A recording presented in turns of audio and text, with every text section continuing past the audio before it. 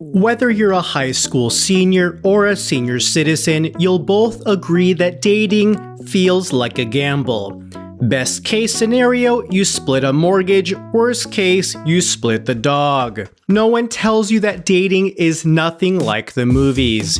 Happy endings are only about $300 depending on the exchange rate. So in this video, you'll learn what dating is really like today and 3 red flags you should avoid. Before we talk about what dating is like today, here are some myths that you probably still believe. Number 1. There is the one.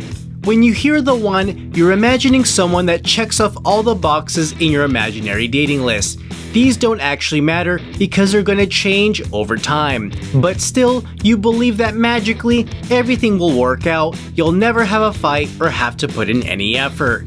But in reality, the one is actually an incomplete phrase that's missing the other 3 words that come after. These words were cut off for marketing and convenience. The actual phrase is the one I can tolerate.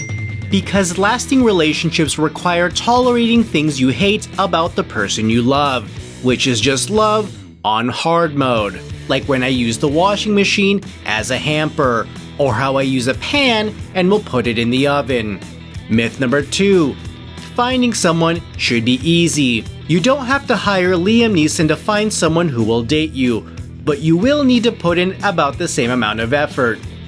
Please note, if you're someone who is insistent on meeting someone without using dating apps, you will need to find local events such as run clubs, book groups, bars, and put in many more weeks of effort before you give up and give Liam Neeson a call.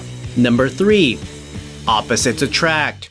While this is true in both physics and chemistry, just like the one, this is another incomplete phrase where the full statement is opposites attract, endless drama, which is great for TV shows like Married at First Sight or Love is Blind. If you've seen How I Met Your Mother, you'll know exactly what happened when Ted Mosby, architect, dated Zoe, who could never agree with him on anything. By the end of the season, they were fighting regularly before a bitter breakup. This is why you should find someone who mostly agrees with you, especially on important topics like which of these 2 are better. The last myth is actually dispelling some advice we always hear. Number 4, just be yourself. Objectively, this sounds like good advice, but in reality, the first several decades of your life, you're still trying to figure out who you are. So when people say to just be yourself, what they really mean is to be polite and act like you've been around people before. Now that you know the myths, you need to know the phases of relationships and what to expect in each phase. Phase 1. The honeymoon phase.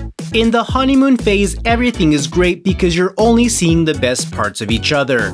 You're head over heels when she's head over heels. So much so that both of you decide to take the plunge and delete your dating apps. You spend as much time together as possible until you get to the next phase. Phase 2, you meet her friends. After a few months of raw dogging, you finally introduce each other to your friend groups, which you both obviously prepared ahead of time by telling them what not to bring up. For some, getting their friends' approval is more important than bringing someone home to your parents, because their friends have actually seen the parade of failed relationships you've had in the past. Still, it's smart to wait at least 6 to 80 months before you, phase 3, introduce them to your family. Nothing says this probably isn't a one-night stand like introducing someone to your family. When you meet a girl's parents, it can also bring a series of symptoms and sensations. Please note, the feeling of discomfort never goes away. After meeting each other's parents, I guess you could say that things are almost official. Before you decide to get down on one knee and say, I do, let you follow me on social media. By this point, you've been dating for several years and you're finally gonna get to know who they are. This starts phase 5, hard mode. By this point, you should know the answers to important questions like, does this person start fights in public? Are they always late? Can they follow through on plans? And if you also dated my ex, this means you have to start all over again. However, there is a way to make your life easier by learning how to spot red flags. A red flag is a literal warning sign from the universe. For every year that you date this person, you lose 3 years of your life. And they're easy to miss, especially during the honeymoon phase. You'll convince yourself it's not a big deal, but really, there's more red flags than 1940s Berlin. Here are some of the red flags you should be aware of when you start to date. Number 1. No hobbies or interests. If you date someone that has no hobbies or interests, just know you're now the hobby. This is characterized by needing to hang out every single moment of the day and do all activities together, which at first seems really sweet, but later becomes draining as fuck. Number 2. All of the friends are the opposite sex. If the girl you're dating says that all of her friends are guys because girls are just too much drama, then you should know she is the drama. You can confirm this by doing a quick test and asking the following. How many of your friends' relationships have ended because their girlfriend thought they had a thing with you? You're welcome. Number 3. They can't hold down a job. If the person you're dating can't seem to hold down a job, then you don't have a partner, you actually have a dependent.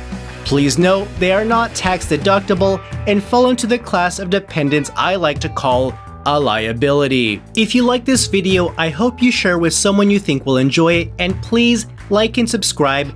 Those 2 seconds go such a long way to support the channel. Thank you so much for watching, and I hope to see you back here again soon.